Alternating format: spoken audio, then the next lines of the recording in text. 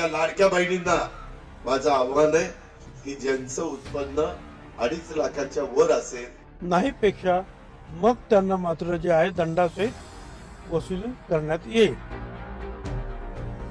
तमाम माझ्या महाराष्ट्रातल्या माय माऊलींना माझ्या लाडक्या बहिणींना माझं आव्हान आहे की ज्यांचं उत्पन्न 2.5 लाखाच्या वर असेल त्यांनी जसं मध्ये पंतप्रधानांनी आवाहन केल्यानंतर जे सवलतीचा गॅस सिलेंडर घेण्याची गरज नाही अशांनी गॅस सिलेंडर सवलतीचे घ्यायचं बंद केलं, तशा प्रकारे आपल्या गरीब महिलांच्या करता ही स्कीम आहे, तुमच्या करता दिलेली आहे। पण असं कोणी म्हटलं की वापस घेत नाहीये। मी आताही याआधी माहिती दिली की सरकारी चलनच्या माध्यमातून आपण राज्य शासनाची जी तिजोरी असते ट्रेजर त्याच्यासाठी आम्ही अर्थ नियोजन विभागासोबतही त्या संदर्भातला आमचं संपर्क चालू आहे। ते एक स्वतंत्र हेड म्हणजे रिफंड हेड जो असतो तो त्याच्यासाठी ते आम्हाला त्या ठिकाणी तयार करून देतील आणि त्या माध्यमातून हे राज्याच्या तिजोरीमध्ये येणार।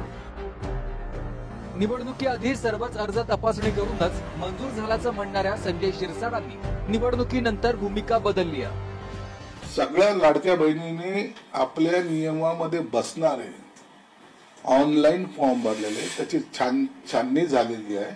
ते सिलेक्ट का रिजेक्ट अनेक फॉर्म रिजेक्ट सुद्धा झालेले आहेत। असं नाही की सगळेच भरले सगळे सिलेक्ट झाले नाही, जे सिलेक्ट झाले ते सिलेक्ट झाले, त्याच्यामध्ये कुठेही कटछाट होणार नाही, त्या सर्वांना पैसे हे चालू राहतात। आणखीन छाननीची प्रक्रिया सुरू झालेलीच नाही।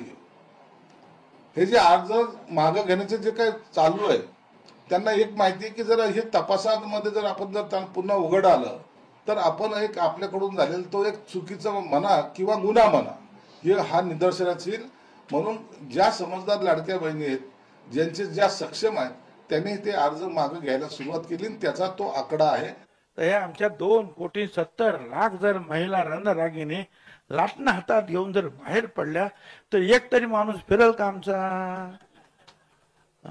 द्यावंच लागेल ना आम्हाला, असं काय कर मार्ग नाही, ते द्यावंच लागेल। लोकांना सांगावं की या नियमात बसत नाही, त्यांनी स्वतःहून आपली नावं काढून घ्यावी, नाही पेक्षा मग त्यांना मात्र जे आहे दंडासहित वसुली करण्यात येईल।